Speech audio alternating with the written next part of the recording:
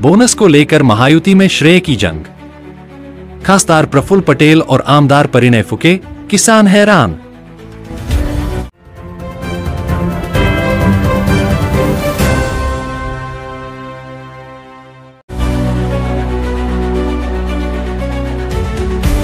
Bonus की राशि आने से भले ही 1.5 लाख किसानों को राहत मिली हो, लेकिन अब इस बोनस को लेकर महायुति के नेताओं के बीच श्रेय लेने की जंग छिड़ गई है।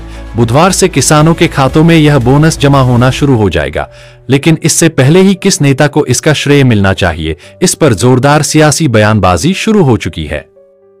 सरकारी धान खरीदी केंद्रों पर धान बेचने वाले पंजीकृत किसानों के लिए सरकार ने बोनस की घोषणा की थी। यह राशि करीब 6 महीने बाद शनिवार 14 जून को प्राप्त हुई है। बुधवार से किसानों के खातों में यह राशि जमा होनी शुरू होगी, लेकिन अब महायुति में श्रेय की लड़ाई शुरू हो गई है। श्रेयवादाचा विशेष कुठे आहे? महाराष्ट्र सरकारने जाहीर केला होता। आम्ही मागच्या निवडणुकीमध्येही आम्ही लोकांना वचननामामध्ये सांगितलं होतं आणि धान पिकवणाऱ्या शेतकऱ्यांच्यासाठी अनेक वर्षापासून मी सतत कार्यरत आहे आणि माझे प्रयत्न त्याच्यामुळे सुरुवातीला बोनस प्रति क्विंटल आम्ही देत होतो, त्याच्यानंतर हेक्टरी झाला आणि सुरळीत हा पैशाची जे जमा करायची प्रक्रिया आहे व्यवस्थित महाराष्ट्र शासनाकडून होत आहे। प्रफुल्ल पटेल ने श्रेय विवाद पर प्रतिक्रिया देते हुए कहा, इसमें श्रेय का कोई मुद्दा नहीं है। पिछले चुनाव में हमारे वचननामे में बोनस देने की बात स्पष्ट थी। मैं सालों से धान उत्पादक किसानों के लिए लगातार काम करता आ रहा हूं। पहले हम क्विंटल के हिसाब से बोनस दे रहे थे, फिर यह हेक्टेयर के हिसाब से हुआ। अब राशि जमा करने की प्रक्रिया महाराष्ट्र शासन के जरिए चल रही है। की छोटा राजकारण करण्याची सवय आमच्या या भंडारा गोंदिया जिल्ह्यामध्ये काही किरकोळ नेत्यांची आहे आणि कधी विकास केला नाही, कधी कुठलं काम कोणाला मिळवून देण्याचं काम केलं नाही। आम्ही देणाऱ्यांनी 4 दिवस उशीर केला, त्यामुळे त्याच्यावर राजकारण करतात। मिळवून देण्यासाठी कधी त्यांनी न काम केलंय न राजकारण केलंय।